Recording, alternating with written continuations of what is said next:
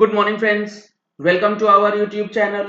GST refund apply करने के बाद जीएसटी पोर्टल पे कई तरीके के एरर्स जैसे कि SB00, SB001, SB002 से लेके SB005 तक का एरर्स जो है वो आया रहता है। तो यहाँ पे बहुत सारे लोगों का क्वेश्चन रहता है कि सर इन एरर्स का क्या मतलब है और उसका क्या सॉल्यूशन निकलेगा। तो आप यहाँ देख पा रहे हैं स्क्रीन पे जो यहाँ कोडिंग्स दी गई हैं SB000 से लेके SB006 तक जो है वो एरर्स रहता है। तो सबसे पहला एरर क्या है? SB000 invoice successfully validated. कई सारे केसेस में ये भी ऑप्शन आया रहता है कि इनवॉइसेस सक्सेसफुली वैलिडेटेड फिर भी रिफंड जो है वो इशू नहीं हो पाता है, बैंक के अंदर पैसा नहीं आता है। क्या इसका सॉल्यूशन है? आइए एक बार देखते हैं। यहां पे बताया गया SB000 successfully validated. This response code, basically ये एरर कोड या रिस्पॉन्स कोड जो है वो तब आता है जब all the decided parameters like GST number, SB number यानी कि shipping bill number, invoice number match with the GSTN and custom database. जब सारा डेटा आपका मैच हो जाए तब ये रिस्पॉन्स कोड जो है वो आपको रिफ्लेक्ट करे जाएंगे। This code implies that the shipping bill is ripe for inclusion in the IGST refund scroll। इसका मतलब ये हुआ कि वो जो पर्टिकुलर शिपिंग बिल है जिसके अंदर ये कोड आया है वो जो है इंक्लूड नहीं हो पाता है रिफंड स्क्रॉल के अंदर। However, it might happen that even with SB000 the SB does not appear in the refund scroll। This could be due to, यहां पर SB000 हुए बावजूद भी अगर आपको रिफंड नहीं आता है तो क्या कारण हो सकते हैं? इसके चार मुख्य कारण बताए गए। The export might have been made under bond और LUT, hence not liable for refund. जो एक्सपोर्ट किया गया है वो किया गया है थ्रू बॉन्ड और एलयूटी, और इसीलिए वो ऑनलाइन प्रोसेस जो होता है आपका सेक्शन 54 रेड विथ रूल 89 उसके अकॉर्डिंगली आपको रिफंड क्लेम करना था, ना कि शिपिंग बिल डिटेल्स ऑनलाइन जो आईसीएस गेट से दिया जाता है उसके। दूसरा है, if a shipping bill covers multiple invoice, few of the invoices might have been successfully validated with codes SB000 whereas other invoices might be stuck with any of the other errors। अगर एक shipping bill के अंदर multiple export invoices आपने डाल रखा है, तो suppose आपने 5 इनवॉइसेस डाला था, तो 5 इनवॉइसेस में 4 इनवॉइसेस का सारा डेटा मैच हो गया, लेकिन एक इनवॉइस के अंदर कुछ जो है वो मिसमैच रह जाएगा। इस वजह से भी SB000 का जो एरर है वो आता है। तो आप चेक कर लें, अगर आपके पास ऐसा एरर है तो मल्टीपल इनवॉइसेस के केस में हर एक इनवॉइस का सक्सेसफुली वैलिडेशन होना कंपलसरी है।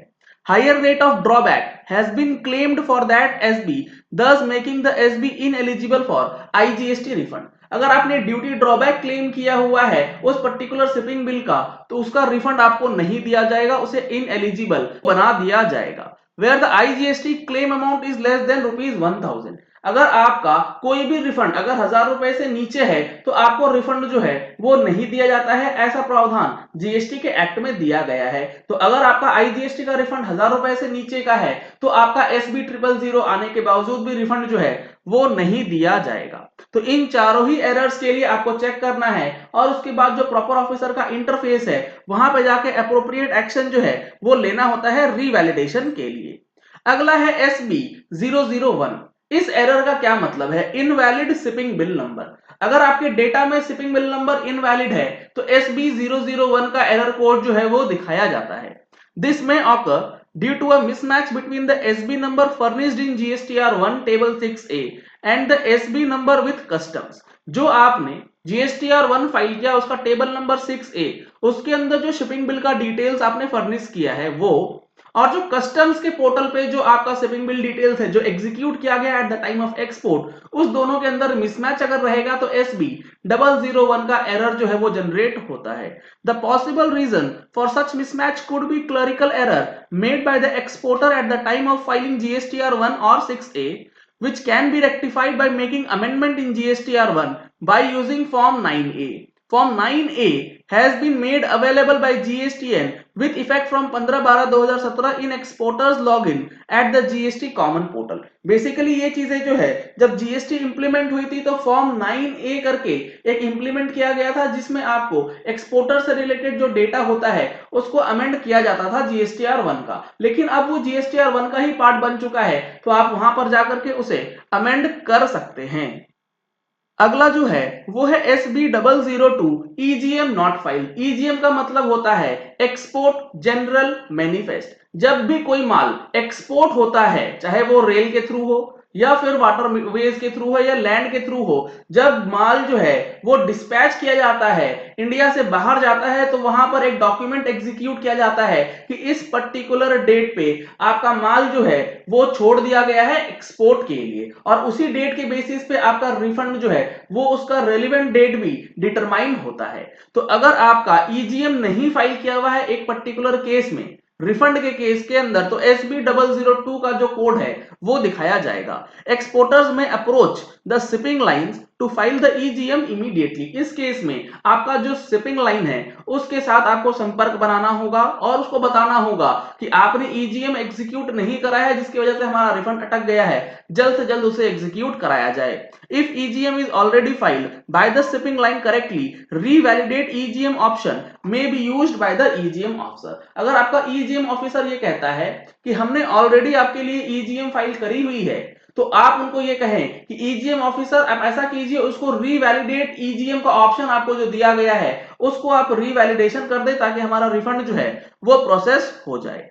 SB003 जीएसटी मिसमैच की बात करता है। अगर आपके जीएसटी में मिसमैच है तो वहां पर एरर जो है वो आ जाएगा। This errors occur when the GST declared in the SB does not match with all the GST used to file the corresponding GST returns। यानी कि जो जीएसटी नंबर पे शिपिंग बिल डिक्लेयर किए गए हैं, सेम जीएसटी नंबर से अगर GSTR1 का जो टेबल 6 है वो नहीं भरा जाएगा, तो SB003 का एरर जो है वो शो करता है। कुल मिलाकर के ये समझ लेना है, जो जीएसटी नंबर आप GSTR1 के टेबल 6A में दे रहे हैं वो अगर शिपिंग बिल से मैच नहीं करता है, तो आपको अपना GSTR1 जो है with in time limit amend करना होता है, ताकि शिपिंग बिल से डेटा मैच हो जाए और आपका रिफंड जो है वो आगे प्रोसेस हो पाए।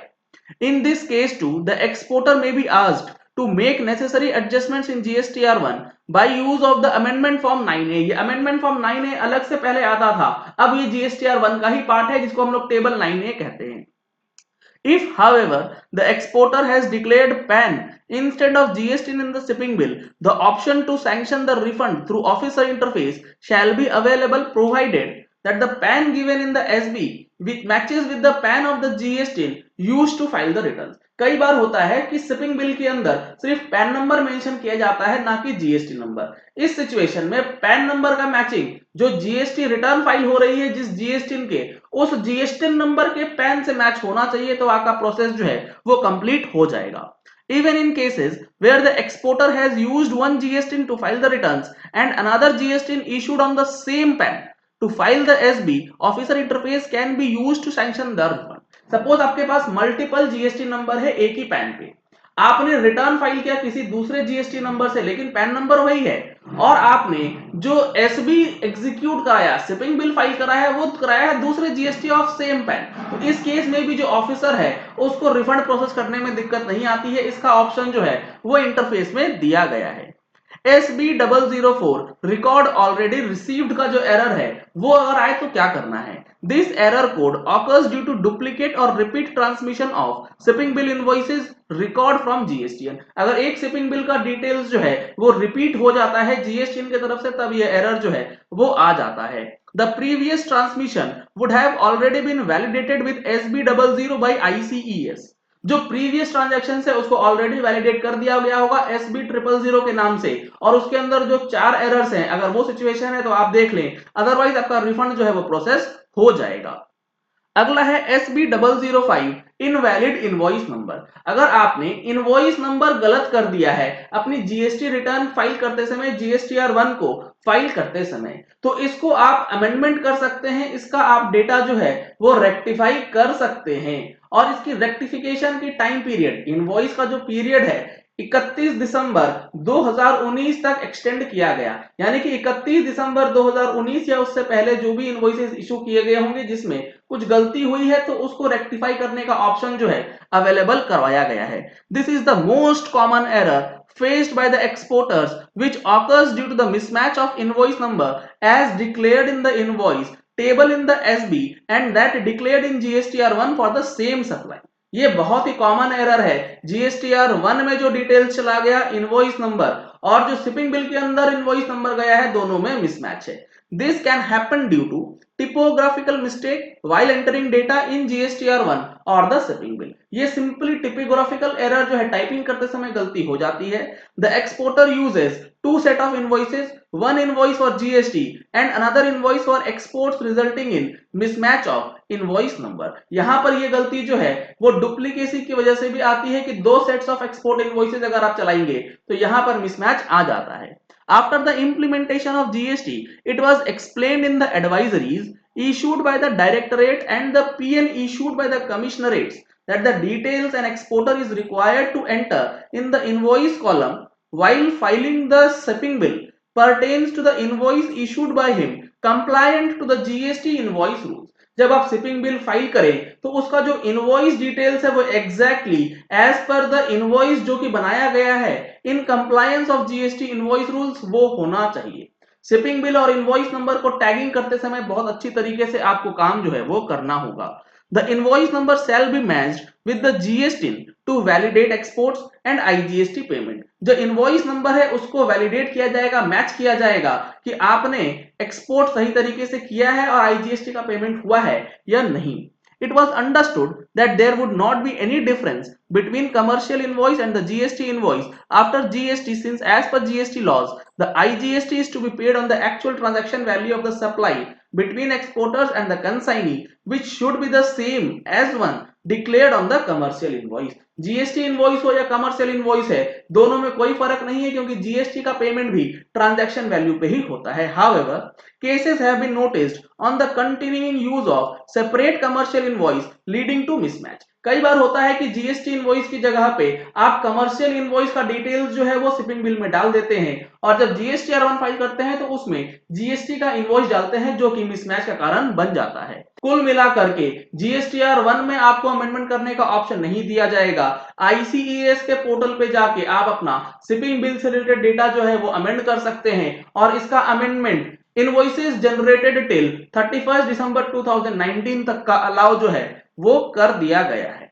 उसके बाद है SB006 gateway EGM not available. EGM जो है वही अवेलेबल नहीं है तो इस सिचुएशन में आपको ईजीएम जो है वो फाइल कराना होगा और जल्द से जल्द उसको रेक्टिफाई करना होगा ताकि आपका रिफंड जो है वो मिल जाए।